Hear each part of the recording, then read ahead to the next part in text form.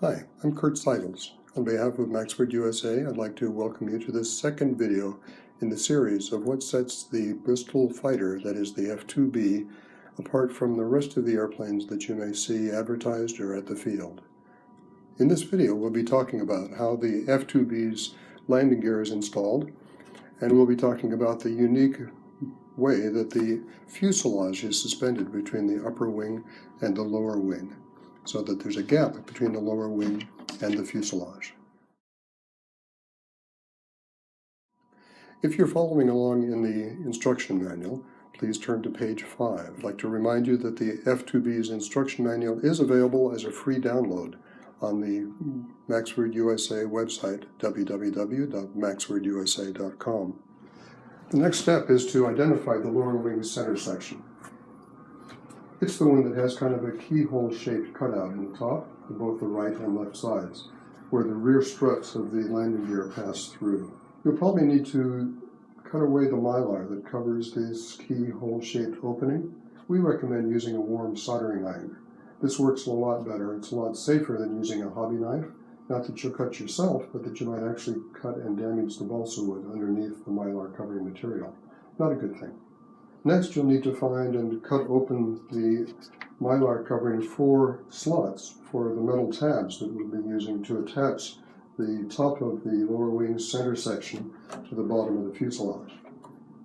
Once you have these slots sliced open with your soldering iron or your hobby knife, test fit but do not glue the 4 metal tabs into these slots. Next, take a look at the bottom of the fuselage. You'll find that there are a total of 6 slotted openings that you can use your soldering iron or hobby knife to cut through, and likewise test fit the metal tabs into these 6 openings. Again, test fit, do not glue at this time. Now, as pictured at the bottom of page 6 of the instruction manual and on your screen, we're going to test fit the brackets that are used to attach the bottom of the fuselage to the top of the lower wing's center section.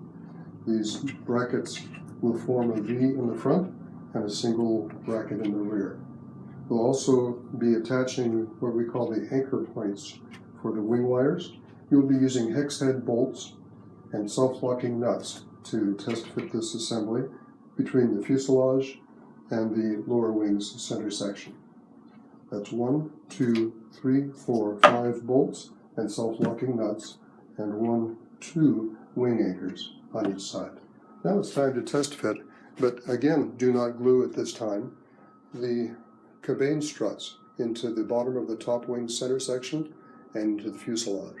Once again, you'll need to use a warm iron or a hobby knife to slice through the mylar covering these slots, perhaps even to open up the slots in the side of the fuselage. Once you have test fit the cabane struts into the upper wing's center section and into the fuselage, go ahead and slide the wing rod into the upper wing's center section. Next, find and insert the horizontal stab into its slotted opening in the back of the fuselage.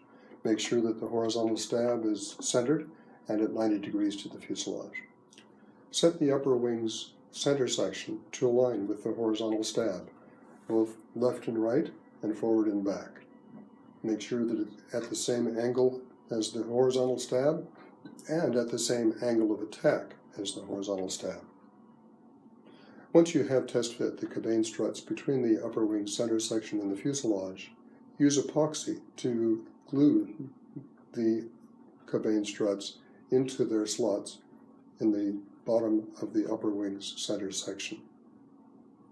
Then you have a choice of either using epoxy or wood screws to attach the cabane struts to the fuselage. Again, before the epoxy thoroughly cures or before you drive your screws, make sure that the angles are correct in relationship to the horizontal stab.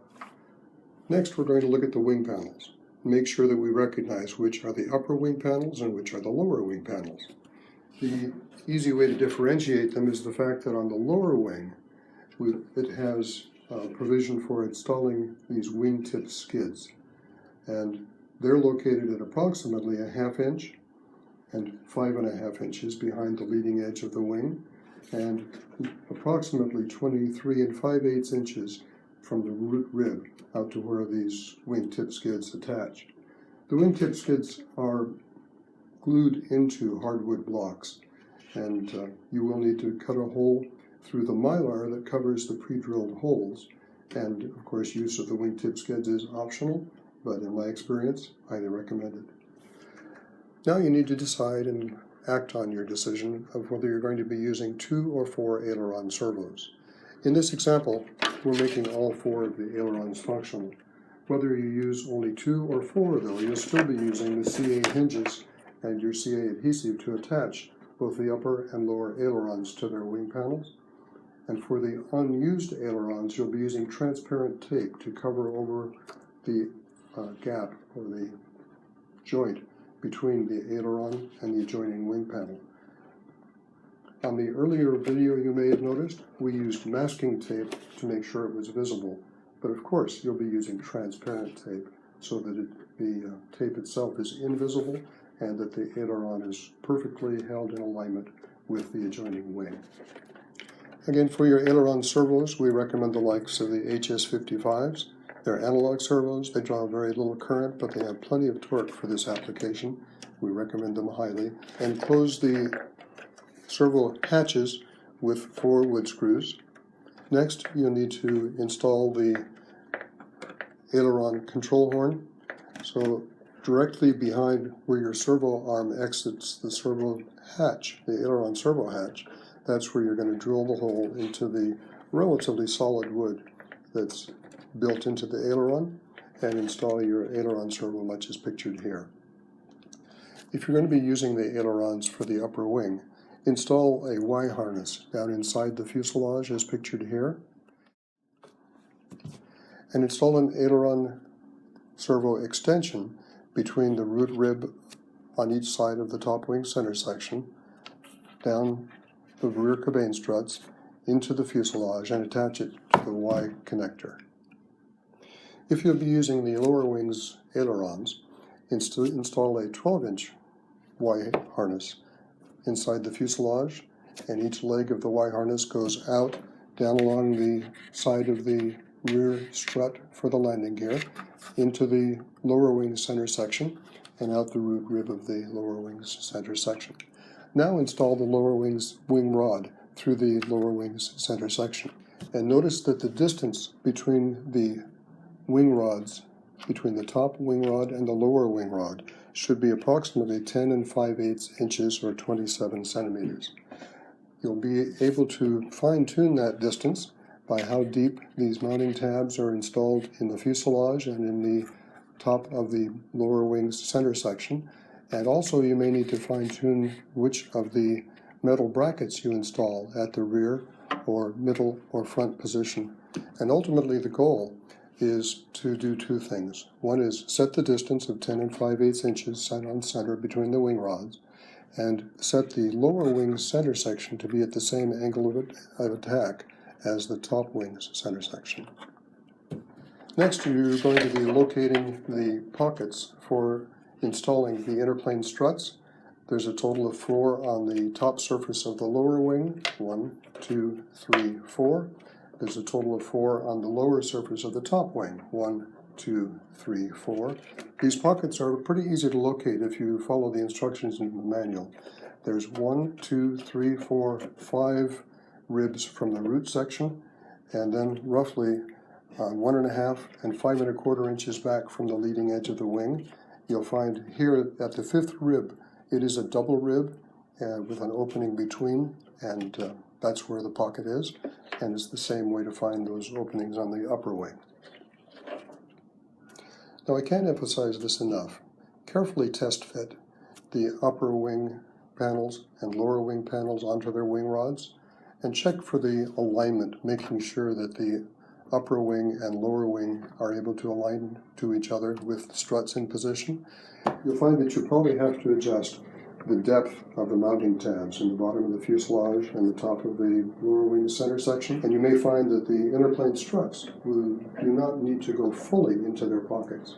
Once your test fitting process is complete and you've marked where everything needs to be, you've fine-tuned the position perhaps of which of these brackets needs to be at the rear, middle, or front, and you have aligned then the top and bottom wings and the lower wing's center section. Then use a marker to show on each of the struts and each of the mounting tabs how far in each should be.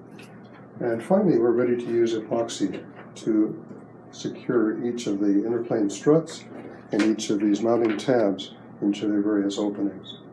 Before the epoxy is set, again, slide the wing panels back onto the wing rods.